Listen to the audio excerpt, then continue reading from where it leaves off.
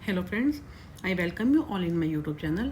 आज इस वीडियो में हम MPC 003 का ब्लॉक 2 का यूनिट 4 का सेकंड पार्ट स्टार्ट करेंगे, जिसमें हम कार्ल रोजर्स की थ्योरी के बारे में बात करेंगे। इससे पहले जो हमने पार्ट 1 किया था उसमें हमने अब्राहम मैस्लो की ह्यूमनिस्टिक अप्रोच की बात की थी। आज इस वीडियो में हम कार्ल रोजर्स की थ्योरी के बारे में बात करेंगे। ये भी वैसे ह्यूमनिस्टिक ही थे और इन्होंने काफ़ी सपोर्ट भी किया था अब्राहम मैस्लो की थ्योरी को। तो इसको स्टार्ट करते हैं कि इनकी जो अप्रोच है ये बेसिकली जो है फिनोमिनोलॉजिकल अप्रोच है, जो कि हमारा इन्होंने किस पे क्या है, इन्होंने कहा है कि जो क्लाइंट है इनकी जो थ्योरी है वो थ्योरी कम है और थेरेपी ज़्यादा है, जिसमें इन्होंने क्लाइंट सेंटर्ड है, जिन्होंने क्लाइंट को बहुत ज़्यादा इंपॉर्टेंस दी है। जो क्लाइंट है वो अपने बारे में सब कुछ जानता है, उसको भी लाइफ के एक्सपीरियंसेस पता हैं, और वो जो भी है सिर्फ जो एक थेरापिस्ट होता है, वो थेरापिस्ट का काम क्या होता है, ओनली क्लाइंट को जो है एम्पैथी देना, उसको प्रॉपर जो है एटमॉस्फेयर देना, ताकि जो है उसको बिना डायरेक्ट किए, बिना उसको इंस्ट्रक्शन दिए उसके अंदर से निकलवाना जो क्लाइंट, क्योंकि जो क्लाइंट है, इन्होंने जो क्लाइंट को इतनी इंपॉर्टेंस दी, इन्होंने कहा कि जो क्लाइंट को जो प्रॉब्लम है वो तो क्लाइंट को ही पता है ना, हम तो खाली उसको थोड़ा सा ऐसा सपोर्टिव एटमॉस्फेयर दे सकते हैं, उसके साथ एम्पैथी कर सकते हैं, उसको जो है प्यार से उसके साथ बात करके हम उसके जो है जो फीलिंग्स उसको हुई हैं, जो लाइफ के एक्सपीरियंसेस हुए हैं, वो तो वही बता पाएगा ना जो क्लाइंट के जिस चीज़ से निकला है। तो इन्होंने जो है क्लाइंट को बहुत ज़्यादा इंपॉर्टेंट दी है, और क्लाइंट को इन्होंने ये जो है ऑर्गेनिज्म जो हम कह सकते हैं उस पर बहुत ज़्यादा इन्होंने फोकस किया है, सेल्फ के ऊपर इन्होंने बहुत फोकस किया है। तो इसको स्टार्ट करते हैं। यहाँ से इसको स्टार्ट करेंगे। इन टर्म ऑफ दिस जो है Carl Rogers is basically phenomenological. यहाँ से Carl Rogers was not only one of the founders of the humanistic approach but also arguably the most influential therapist in the 20th century. Rogers की जो theory है is basically phenomenological, जैसे मैंने आपको बताया, जो कि एक्सपीरियंस पे बेस्ड है। In that it placed strong emphasis on the experience of the person, that their feelings, values and all that is summed up by the expression inner life. क्योंकि खुद की लाइफ के जो एक्सपीरियंसेस हैं, phenomenological का मतलब क्या है, खुद की जो लाइफ के एक्सपीरियंसेस है उसके ऊपर बेस्ड है, उसकी वैल्यूज के ऊपर, उसकी फीलिंग्स के ऊपर। And this theory is also known as a self theory, क्योंकि खुद के ऊपर फोकस करती है, तो ये क्या है, सेल्फ थ्योरी भी इसको कहते हैं। And the other name of this theory is person centred, क्योंकि इन्होंने पर्सन को बहुत इंपॉर्टेंस दी। क्लाइंट सेंटर्ड भी बोलते हैं, क्लाइंट सेंटर्ड कह लीजिए, पर्सन सेंटर्ड कह लीजिए, इनर लाइफ के ऊपर बेस्ड है। सेल्फ थ्योरी है तो कुछ भी है इसके इस टाइप से जो आता है वो जो है, इसका मतलब ये कि हम कार्ल रोजर्स की थ्योरी के बारे में बात कर रहे हैं। And his theory grow out of his own experiences, उसके जो खुद की लाइफ के जो एक्सपीरियंस है in working with individual in the therapeutic relationship. Therapeutic relationship क्या होता है, जिसमें क्लाइंट होता है जिसके साथ जो सफरिंग्स होती हैं, और क्या होता है थेरापिस्ट जो उसको उसके साथ बैठ के उसके अंदर से निकलवा रहा होता है, उसको ट्रीट कर रहा होता है। तो यहाँ से इसको स्टार्ट करते हैं। In terms of this theory there are two fundamental ideas which are particularly worth noting. इनकी थ्योरी में दो चीज़ें बहुत ही इंपॉर्टेंट है। फर्स्ट कौन सी है कि first Rogers talked about the healthy development in terms of how individual perceive their own being. जो इंडिविजुअल्स हैं अपने बारे में क्या सोचते हैं, कैसे अपने आप को परसीव करते हैं। Healthy individual will tend to see congruence between their sense of who they are, वो खुद क्या हैं, and who they feel they should be, ideal self. यानी इसमें क्या होता है, जो हेल्दी इंडिविजुअल, इनकी जो मेन थ्योरी जो होती है इसके दो पार्ट्स हैं, दो ही पॉइंट्स में है ये, कि जो हेल्दी इंडिविजुअल है वो अपने आप को वो कैसे देखते हैं, खुद का उनका सेल्फ कैसा है, सेल्फ कंसेप्ट उनका कैसा है, और वो आइडियल सेल्फ जो बनना चाहते हैं, जैसा वो चाहते हैं कि वो ऐसे हों अकॉर्डिंग टू सोसाइटल नीड्स, तो उसमें क्या कहते हैं, वो हमारा क्या हो जाएगा, ideal self. While no one tends to experience perfect congruence at all time, the relative degree of congruence is an indicator of the health. Second कौन सा इनका, कि कंडीशंस फॉर हेल्दी ग्रोथ, उसमें क्या है, the role of therapist in fostering healthy growth. इसमें therapist first उन्होंने क्या कहा, क्लाइंट के ऊपर कहा कि उसकी खुद के बारे में क्या उसके ओपिनियन है, उनका सेल्फ, खुद का सेल्फ कंसेप्ट और उनके आइडियल सेल्फ। सेकंड में उन्होंने क्या कहा, जो क्लाइंट का रोल है, क्लाइंट जो थेरापिस्ट का रोल है, उन्होंने कहा कि पर्सन सेंटर्ड है, तो therapist seeks to provide empathy. Empathy मतलब क्या होता है कि putting your self in to someone shoes, जो सामने वाला जिस सफरिंग से निकल रहा है वो खुद को भी उस सिचुएशन में डालना कि अगर मैं हूँ उसकी जगह तो मेरे साथ क्या हो। That is called the empathy only. Openness, unconditional positive, इन्होंने अपने क्लाइंट को बहुत ज़्यादा पॉजिटिव रिगार्ड दिया है, कि क्लाइंट को बहुत ज़्यादा उन्होंने रिगार्ड दिया है, बहुत इज्जत दी है, ताकि जो क्लाइंट को इतना रिगार्ड कि वो खुद तभी उसको ऐसा एटमॉस्फेयर ऐसा दिया है ताकि वो जो क्लाइंट का जो है अपने थेरेपिस्ट के ऊपर फेथ हो सके, विश्वास हो सके और फिर अपने मन की सारी बातें उनके साथ शेयर कर पाए। तो रोजर्स जो called his technique non directive therapy. Non directive का मतलब क्या है, उन्होंने अपने क्लाइंट को कोई भी डायरेक्शन नहीं देनी बल्कि उनको सपोर्ट करना है, ऐसा एटमॉस्फेयर देना है जिससे कि जो उनका क्लाइंट है वो अपनी सारी बातें उनके साथ शेयर कर सके। तो उन्होंने कहा कि based on the concept that the therapy simply a mirror who reflects the individual thoughts and feelings. सिर्फ एक मिरर का काम करता है, उसको सब कुछ बताना तो जो होता है वो क्लाइंट को ही होता है। तो इन्होंने बेसिकली कहा कि खुद अपने आप को समझने की कोशिश करता है क्लाइंट, और वो क्लाइंट जो है वो थेरेपिस्ट का रोल सिर्फ उसको क्या होता है, उसको उस टाइप का एटमॉस्फेयर देना, ना कि उसके साथ उसको कोई डायरेक्शन देनी कि तुम्हें अब ऐसे करना है, ऐसे बोलना है। तो अब क्या है, जो रोजर्स की थ्योरी जो है बेसिकली 3 हेडिंग्स के अंदर है, enduring aspects of personality, self actualization and development of self. First है enduring aspects of personality. Enduring में हमने क्या करना है कि जो इन्होंने क्या कि Rogers theory of personality evolve out of his work as a clinical psychology. उन्होंने बताया कि मेनली इसके अंदर क्या होता है, इनकी जो थ्योरी के अंदर जो एंड्योरिंग एस्पेक्ट की हम बात करेंगे, इसमें उन्होंने 3 चीज़ों की बात कही है। नंबर 1 पे जो है ऑर्गेनिज्म। ऑर्गेनिज्म क्या होता है, जो कि क्लाइंट है, खुद है क्लाइंट। इसमें उन्होंने क्या कहा है, the Rogers approach to the study of person is phenomenological and idiography. जैसे हमने बताया कि जो क्लाइंट है वो पर्सन सेंटर्ड अप्रोच है ना, ये तो क्लाइंट जो है वो उसके एक्सपीरियंसेस हैं उसके ऊपर बेस्ड है, and his view of the human being is that executively rational. इसमें क्या क्या कि उसके एक्सपीरियंस बेस के ऊपर है, उनका जो जो जो ह्यूमन बीइंग है वो बहुत ज़्यादा रैशनल है। एक्सक्यूजिटली रैशनल का मतलब क्या है, वो जो उसका जो ह्यूमन बीइंग है, जो क्लाइंट है, जो उनका सब्जेक्ट है, वो बहुत ही रैशनल है, समझदार है। Further in his opinion the core of the man's nature is essentially positive. इन्होंने भी, क्योंकि वो ह्यूमनिस्टिक अप्रोच है, तो इन्होंने भी कहा है कि बहुत इनकी पॉजिटिव अप्रोच है। ही इज़ ए ट्रस्ट वर्दी ऑर्गेनिज्म। जो उनका सब्जेक्ट है, जो उनका क्लाइंट है, वो क्या है, काफ़ी ट्रस्ट वर्दी है। अब उन्होंने कहा कि according to Rogers the organism is the focus of all experience, including everything potentially available to the awareness at any given moment. The totality of experience constitute the phenomenal field. Again वही चीज़ आती है, जो client है वो क्या aware है about every moment of the situation, हर चीज़ के बारे में उसको पता है। एक फिनोमिनोलॉजिकल अप्रोच है, इसलिए हम कहते हैं इसको कि उसकी क्लाइंट के जो खुद के एक्सपीरियंस है वो बहुत मैटर करते हैं। The phenomenal field is the individual frame of reference that can only be known to the person. ऐसे एक्सपीरियंस है जो सिर्फ क्लाइंट को ही पता है, जो उस पर्सन को ही पता है। It can never be known to another. इनके बारे में किसी और को नहीं पता हो सकता एक्सेप्ट थ्रू एम्पैथेटिक एक्सपीरियंस। जब तक हम उसको, जो क्लाइंट है, उसके साथ उसको एम्पैथेटिक उसको एक्सपीरियंस नहीं देंगे, ऐसा उसको एटमॉस्फेयर नहीं देंगे, तब तक दूसरे को पता नहीं चलेगा। And at that level too can never be known. पर तब भी इतना उसको एम्पैथेटिक एटमॉस्फेयर देने के बाद भी जो है उतना ज़्यादा नहीं पता चलेगा, परफेक्टली नहीं पता चलेगा जितना कि क्लाइंट को खुद को पता है। तो Rogers emphasize that individual way of behaving depends upon the phenomenal field, यानी सब्जेक्ट की अपनी खुद की भी रियलिटी है ना, उससे खुद का एक्सपीरियंस है, and not upon the stimulating condition external reality. तो the phenomenal field at any given point is made up of the conscious and unconscious. जो उसका एक्सपीरियंस है वो उसके कॉन्शियस और अनकॉन्शियस दोनों ही उसमें एक्सपीरियंस आ जाते हैं।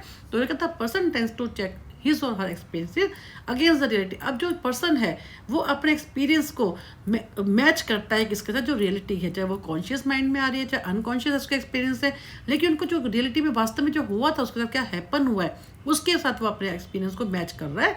And this testing of reality provides with dependable knowledge of the word so that one is able to behave realistically, and in most of the cases the person accept his or her जो है experience as a true representation of the reality, while in reality they may not be true representation.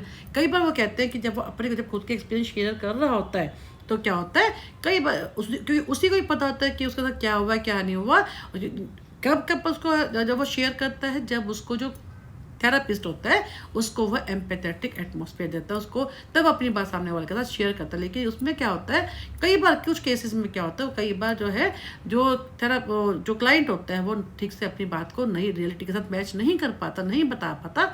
As a result the person में develop misconception about himself. ऐसे में क्या होता है, वो अपने बारे में मिसकंसेप्शन बना के या गलत जो है इंफॉर्मेशन वो अपने आप को कोरिलेट नहीं कर पाता एक्सटर्नल वर्ल्ड के साथ, रियलिटी के साथ। अब क्या है कि द सेल्फ, सेकेंड इनका जो है थ्योरी का जो एग्नोरिक एस्पेक्ट्स ऑफ थ्योरी है इनकी पर्सनैलिटी, उसमें क्या है सेल्फ के बारे में। रियल सेल्फ क्या होता है, आइडियल। रियल सेल्फ क्या होता है, जो उसका हमारा खुद का जो है सेल्फ कंसेप्ट है, वो क्या है, हमारा सेल्फ वर्थ क्या है। और आइडियल क्या है, जो हमें सोसाइटी में रहकर हम सीखते हैं कि हमें अपने लिए क्या करना चाहिए। जैसे हम लोग कहते हैं हम अपने बच्चों से कि हमारा बेटा जो है वो इंजीनियर बने, या हमारी जो है बेटी जो है वो डॉक्टर बने, तो ये क्या हमारी आइडियल, हमारी वो हम बना लेते हैं क्या, क्योंकि हमारे पेरेंट्स चाहते हैं तो हम ये बन जाते हैं, ये हमारा आइडियल सेल्फ है। रियल क्या होता है, जो हमारा एक्चुअल खुद का होता है, सेल्फ वर्थ हमारी क्या है, सेल्फ का हमारा जो कंसेप्ट क्या है, सेल्फ इमेज, वो हमारा क्या हो जाएगा, हमारा रियल। तो उन्होंने यही कहा है कि जब इस केस के अंदर क्या होता है खुद के बारे में कि Rogers define self as a organised, consistent, conceptual, gestalt of the overall as a whole, composed of the perceptions of the characteristic of the I or me, and the perception of the relationship I or me to various aspects of life, together the values attached to those। अपने खुद के बारे में, खुद की क्या perception है अपने खुद के बारे में, ये हमारा क्या हो गया आई, जो कि हमारा रियल सेल्फ है। In short it is one picture of him or hers. Rogers जो क्या है further distinguishes two aspects or subsystems of the self, the real self and the ideal self. Real self क्या होता है, is you that if all goes well you will become, while the ideal self क्या होता है, what person would like to be, जो हम बनना चाहते हैं, that is our ideal self. Real self क्या होता है, हम एक्चुअली में हैं, जो हमारा कैलिबर है, जो हमारे अंदर पोटेंशियल है, जो हमारे अंदर सेल्फ वर्थ है, सेल्फ कंसेप्ट है, जो हमारे क्या एबिलिटी है, that is our self. By ideal, Roser is suggesting something not real or something that is always out of our, जो ऐसी चीज़ जो कि हम कभी नहीं, जो हम अपने बारे में सेट कर लेते हैं। तो उन्होंने कहा Rogers personality theory distinguish between two personality, the real self which is created and developed through the actualizing tendency, it is a self that one can become. ये कौन सा है, जो हम बन सकते हैं, real self. The demand of society however do not always support the actualizing tendency and we are forced to live under conditions that are out of step with our tendency. कई बार क्या होता है आइडियल सेल्फ हमारा हम ज़्यादा बना लेते हैं सोसाइटी की डिमांड्स के हिसाब से, तो हम क्या करते हैं कि हम नहीं उसको मीट नहीं कर पाते। तो ideal self is the ideal created to the demands of the society. Rogers does not see it as something to strive for, that is the real self, but an ideal impose on we can never fully reach. कई बार हम इतना high self अपना ideal self बना लेते हैं जिसके कारण हमें क्या होती है, प्रॉब्लम होती है। तो उन्होंने यही कहा है कि एक उसके लिए जो इनकी थ्योरी पर्सनैलिटी क्या कहती है कि आइडियल सेल्फ जो हमारा सेल्फ होता है वो रियल सेल्फ और हमारा जो आइडियल सेल्फ दोनों के दोनों जो है मैच होने चाहिए। अगर दोनों मैच नहीं होते तो वो क्या होता है, दोनों में अगर हार्मोनी नहीं होती है तो हमारे को डिस्टर्बेंसेस होती है। For an individual to be truly happy and for self actualisation to be realise, the public and hidden self must be as similar as possible. यानी पब्लिक कौन सा है, जो हमारा आइडियल है, हिडन कौन सा जो हमारा खुद का रियल सेल्फ है। तो दोनों में क्या होता है, एक हार्मनी होनी जरूरी है, दोनों सेम होने चाहिए। Roger believe that when all aspects of a person life surroundings and thoughts are in harmony, जब सब हार्मनी में होते हैं, एक बैलेंस में होते हैं, then the ideal state of congruence is reach. तब क्या होता है, आइडियल जो हमने टारगेट्स बनाए हैं अपने सोसाइटी के एक्सपेक्टेशन के अनुसार है, अपने हम खुद के जो हमारे खुद के टारगेट्स होते हैं हम उनको मीट कर लेते हैं। नेक्स्ट है कॉन्ग्रुइटी एंड इनकॉन्ग्रुइटी। इसमें क्या होता है कि हमारे जो हम ये भी वही चीज़ है कि हमारा जो खुद का जो सेल्फ कंसेप्ट है, सेल्फ वर्थ है, हम अपने आप को अच्छे से जानते हैं, वो हमारे जो है आइडियल सेल्फ के साथ मैच कर जाते हैं, हम उस चीज़ को मीट कर लेते हैं, तो उनमें कॉन्ग्रुएंसी हो जाती है, हम आपस में उनमें हार्मनी हो जाती है। कई बार क्या होता है आइडियल सेल्फ ज़्यादा हो जाता है और जो हमारा जो खुद के लिए हमें पता होता है हमारा खुद का वर्थ क्या है, हमारा खुद का सेल्फ वर्थ जिसको हम कह सकते हैं, सेल्फ इमेज कह सकते हैं, वो हमें पता है कि हम उसके हिसाब से हम उसको मीट नहीं कर पाएंगे। अगर हम उसको मीट कर लेते हैं, दोनों में हार्मनी है, तो वो क्या होता है, उसको बोलते हैं कॉन्ग्रुइटी। और अगर नहीं होता तो वो क्या बन जाता है, इनकॉन्ग्रुइटी। तो इन्होंने क्या है कि the importance of the concept of organism and self in Roser's theory become clear when we examine the idea of congruence and incongruence between this self as perceived and self actual experienced by the actual क्या होता है, real self, और जो perceive करते हैं, जो कर लेते हैं अकॉर्डिंग टू सोसाइटल नीड्स, वो क्या होता है, आइडियल सेल्फ। तो when the symbolized experiences that constitute the self faithfully mirror the experiences of the organism, the self and organism are said to be congruent। दोनों में हार्मनी हो जाती है। That is the individual is believed to be adjusted, mature and fully functioning। Otherwise क्या होता है, there would be incongruence according to Rogers. Most of the ways of behaving that are adopted by the organism are those that are consistent with the concept of self. अब उसमें कहते हैं कि harmony होना बहुत जरूरी है। जब जिनकी आपस के अंदर हार्मनी हो जाती है, कॉन्ग्रुएंसी हो जाती है, किस किस में, आइडियल सेल्फ में और सेल्फ वर्थ में, रियल सेल्फ में, तो वो हैप्पी रहते हैं। अदरवाइज क्या होता है सच बिहेवियर में भी इनकंसिस्टेंट विद द स्ट्रक्चर। जिनके नहीं होते हार्मोनी, उनका बिहेवियर क्या होता है, वो इनकंसिस्टेंट हो जाता है, उनको बहुत ही डिस्टर्बेंसेस हो जाती हैं। तो Roger suggest that incongruent individual who is always on the defensive. अब जिसकी इनकॉन्ग्रुएंट है वो क्या कह रहे हैं कि वो हमेशा डिफेंड कुछ ना कुछ बहाने मारता रहता है कि मान लो जो है पेपर अच्छा नहीं हुआ, मैं तो बहुत मेहनत की थी लेकिन एग्जामिनर ने ही नंबर अच्छे नहीं दिए, है ना। तो ये अपने मतलब कि वो कुछ ना कुछ डिफेंसिव मोड पे ही रहता है। And can not be open to all experiences, is not functioning ideally and may even be malfunctioning. तो क्योंकि उसके जो नीड मीट कर पाता अपने उसको जो उसने आइडियल सेल्फ बनाया है, जो उसने गोल्स बनाया है, तो उसमें क्या होता है, उसमें मेल फंक्शनिंग हो जाती है। They work hard at maintaining protecting their self. उनका सेल्फ कंसेप्ट होता है वो भी लो हो जाता है, तो उसको मेंटेन करने में, प्रोटेक्ट करने में वो काफ़ी हार्ड वर्क करते हैं।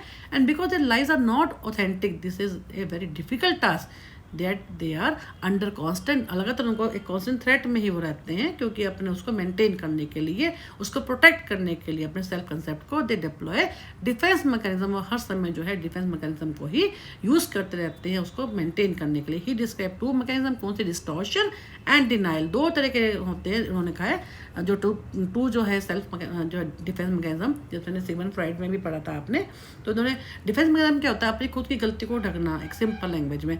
तो डिस्टॉर्शन क्या होता है, जिसमें वो क्या होते हैं, गलत ढंग से ही when the individual perceives the threat to this self concept, जो खुद का सेल्फ कंसेप्ट है उसी को ही वो जो है ठीक से नहीं परसीव करते। They distort the perception until it fits their self concept. अपने खुद के बारे में उनके परसेप्शन गलत होते हैं। The defensive behaviour reduces the consciousness of the threat but not the threat itself. तो यही इनके बारे में है कि जो डिस्टॉर्शन होता है, एक होता है डिनाइल। डिनाइल कौन सा होता है, जिसमें वो चीज़ से मानने से मना करते हैं। जैसे मैंने आपको बताया, मान लीजिए किसी के एग्जाम में नंबर कम आए, तो वो मेरी उसमें अपने आप को डिफेंड में वो क्या नहीं, मेरा तो पेपर बहुत अच्छा हुआ था, वो इस चीज़ को मेरे साथ तो ऐसा हो ही नहीं सकता, मैं तो बहुत मेहनत की थी, ये पक्का ऐसा हुआ होगा कि एग्जामिनर ने ही कुछ किया होगा। तो कहने का मतलब ये कि डिस्टॉर्शन एंड डिनाइल में क्या होता है कि डिस्टॉर्शन में क्या होता है, हमारा देखने का तरीका ही जो है डिफरेंट हो जाता है। डिनाइल में क्या, हम चीज़ को लेने से जो है मना ही कर दें, कि हम उसको एक्सेप्ट ही ना करें कि नहीं ऐसा तो मेरे साथ हो ही नहीं सकता।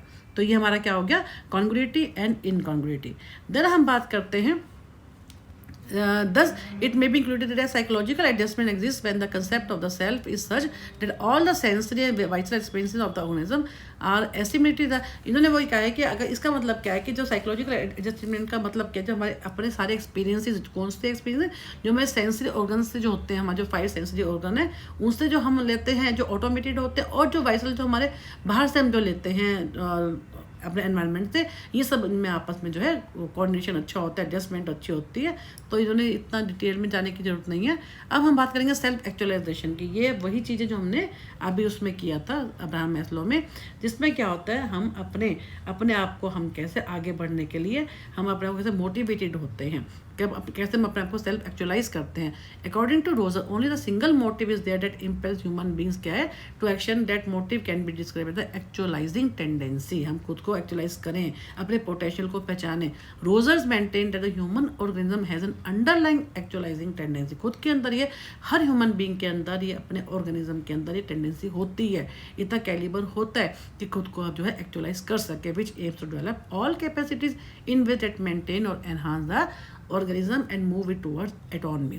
जिसके कारण क्या होता है, हम अपने आप को पहचानते हैं और अपने आप को इंडिपेंडेंट फील करते हैं। एंड दिस टेंडेंसीज क्या है, डायरेक्शनल, कंस्ट्रक्टिव एंड प्रेजेंट। ये बहुत पॉजिटिव सेंस में कह रहे हैं कि हमारे को डायरेक्शन देती है। कौन सी चीज़, बेसिकली कौन है, मोटिवेशन ही तो है। ये कंस्ट्रक्टिव है, जो हम जिसके लिए अच्छा करने, जिससे मोटिवेटेड होकर हम आगे बढ़ते हैं कुछ अच्छा करने के लिए, और ये सभी ह्यूमन बींग्स में, सभी लिविंग थिंग्स के अंदर होती है। तो the actualizing tendency can be suppressed but can never be destroyed without the destruction of the organism. यह सभी के अंदर तो होती है, और ये क्या होती है, हम इसको सप्रेस तो कर सकते हैं लेकिन डिस्ट्रॉय नहीं हो सकती जब तक कि हम जिंदा, हमें कुछ अच्छा करने के लिए हमेशा ये मोटिवेटेड करती है। The concept of actualizing tendency is the only motive force in the theory.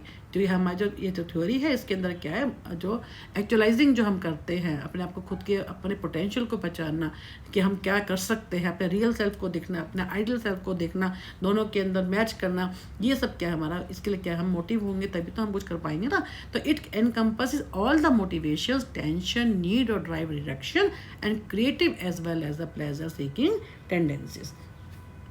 अब क्या है, उन्होंने कहा कि only the organism as a whole has is tendency, parts of it not merely describe a biological pressure to fulfill the genetic blueprint. Each person thus has a fundamental mandate to fulfill one's, यानी ultimately घूम फिर के वहीं आ रहे हैं कि हर कोई जो होता है वो अपनी खुद की गलतियों को, कोई भी जो होता है अपनी गलतियों को he can overcome it mistake. और उन्होंने क्या कहा है कि हर कोई अच्छा बेटर करने के लिए, क्रिएटिव करने के लिए मोटिवेटेड होता है। उन्होंने ये भी कहा कि जो ये टेंडेंसी है, दिस टेंडेंसी सेलेक्टिव, ये सब चीज़ों में नहीं होती। जो चीज़ हमने आइडियल सेल्फ बात की, जो जिस चीज़ पे हम लोग कुछ करना चाहते हैं, हर चीज़ में तो मोटिवेटेड नहीं होते ना, सेलेक्टिव होते, जिस पे हम pays attention only through those objects of the environment which promises to move the person constructively. जिस चीज़ में हमारे को अच्छा लगता है, हम आगे बढ़ना चाहते हैं, कंस्ट्रक्टिव होते हैं, क्रिएटिव होते हैं और डायरेक्शन ऑफ फुलफिलमेंट होती है, होलनेस होती है, होली अप्रोच होती है, होलिस्टिक अप्रोच होती है। तो इन सब चीज़ों में क्या होता है, हमारे को ये मोटिवेशन चाहिए होती है। तो ये जो टेंडेंसी होती है वो सेलेक्टिव होती है। Therefore as already stated the single motivating force is the self actualizing drive and the single goal क्या है, टू बिकम सेल्फ एक्चुअलाइज। तो अगेन उन्होंने हर चीज़ों में self actualization and self actualized के बारे में ही बात की है। अब डेवलपमेंट ऑफ सेल्फ, ये वही चीज़ आ गई सेल्फ के बारे में। इन्होंने क्या है कि जो अपने खुद का जो कंसेप्ट है, खुद के बारे में हम क्या, हमारी ओपिनियन रहती है, हमारा सेल्फ कंसेप्ट कैसा है और अगर वो कितना मैच करता है हमारे अपने खुद के जो हम एनवायरनमेंट से जो हमारे को एक्सपीरियंसेस होते हैं उससे वो कितना मैच करता है। Rogers unlike Freud, Sullivan and Erikson did not try to propose a stage theory. ये सब के सब जो थे, इन्होंने स्टेज थ्योरी की बात की, इनके अगेंस्ट है ये। Roger did not explain the personality development in steps में, स्टेजेस में। उन्होंने इन सबको जो है क्रिटिसाइज़ किया कि कोई स्टेजेस में डेवलपमेंट नहीं होती, कोई स्टेप्स नहीं होते उसके।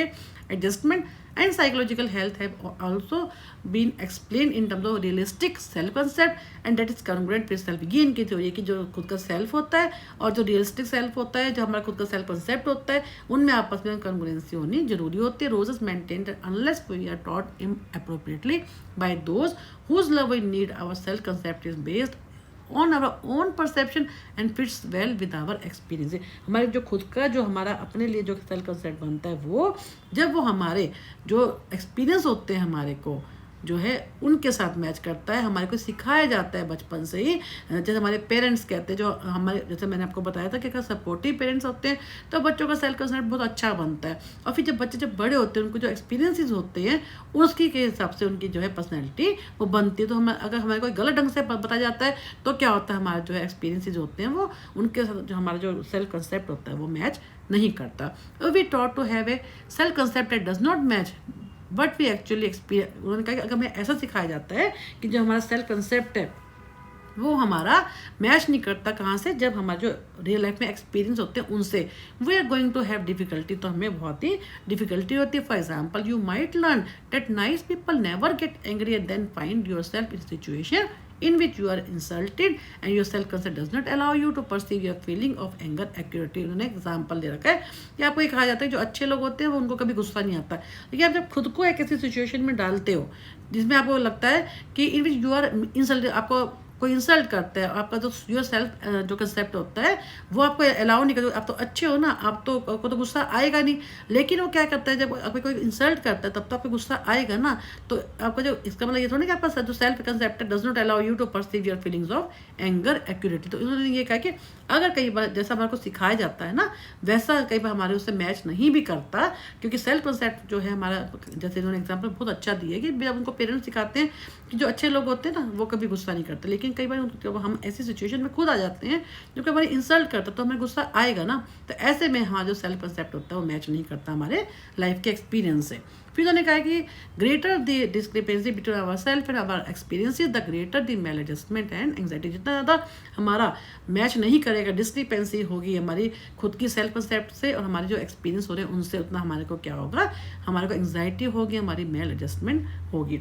तो Roger also suggest that if there is a large self experience, अगर ज़्यादा डिस्क्रिपेंसी है and if there is no way to avoid all of the, अगर इस टाइप के जो हम अवॉइड नहीं कर सकते इनको, द डिफेंसिव सिस्टम में बी अनेबल टू हैंडल।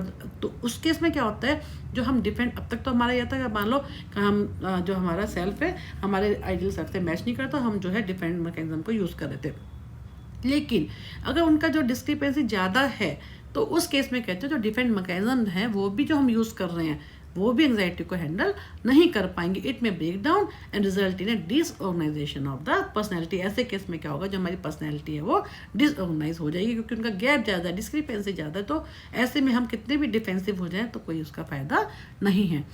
इसके बाद इन्होंने यहाँ पे एक एग्जाम्पल भी बहुत अच्छा दे रखा है, एक crucial problem occurs when the beliefs values, इन्होंने उसी के बेस के ऊपर एग्जाम्पल दिया है। Let us take an example of the process. A 3-year-old baby is upset when his mother gives birth to a second baby. एक बच्चा है 3 साल का, उसकी मदर जो है सेकंड बेबी को जन्म देती है, जो उसकी सिस्टर है, जैसे उसकी छोटी बहन हो जाती है। He must share love and attention with the new addition. अब उसको तो खुश होना चाहिए कि मेरी छोटी बहन हुई है, उसको प्यार भी देना चाहिए, अटेंशन भी देना चाहिए।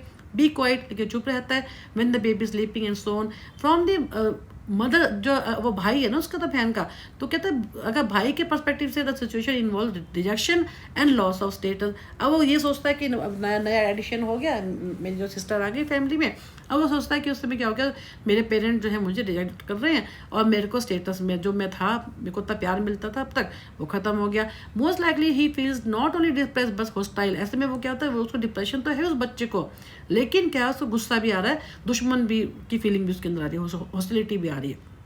द ओवेस्ट टारगेट ऑफ हिज हॉस्टिलिटी क्या है, इज न्यूज। अब क्यों, किससे उसको गुस्सा आ रहा है कि उसकी नई सिस्टर आई है, उसके कारण से, जो अभी नया है उसका बर्थ हुआ है। One day his mother finds him deliberately pinching the sister's arm to make her cry. अब ऐसे में क्या होता है, एक दिन वो उसकी मदर उसको देखती है कि वो छोटी बहन को जो है गुस्से में आके हॉस्टिलिटी में उसको पिंच कर रहा है। तो उसमें वो कहते हैं what does this mother do. अब ऐसे में उसकी मदर को क्या क्या क्या क्या करेगी उसकी mother. Her decision at this point is describe by Rogers as a critical one in the development of the boys. अब ऐसे में मदर को उसको कैसे हैंडल करेगी जिससे उसका जो बच्चे का जो सेल्फ कंसेप्ट है वो उस पर कोई फर्क ना पड़े, वो उसका सही रहे। तो the usual response of the mother will be क्या है, अगर एक आम मदर के केस में क्या कहेंगे, to punish the child and reject him because of the hostility and force him to love his sister. ऐसे में एक आम केस में हम क्या कहेंगे कि कॉमन जो मदर होगी वो क्या करेगी कि बच्चों को पनिश करेगी और उसको कहेगी चलो अब छोटी बहन को प्यार कर।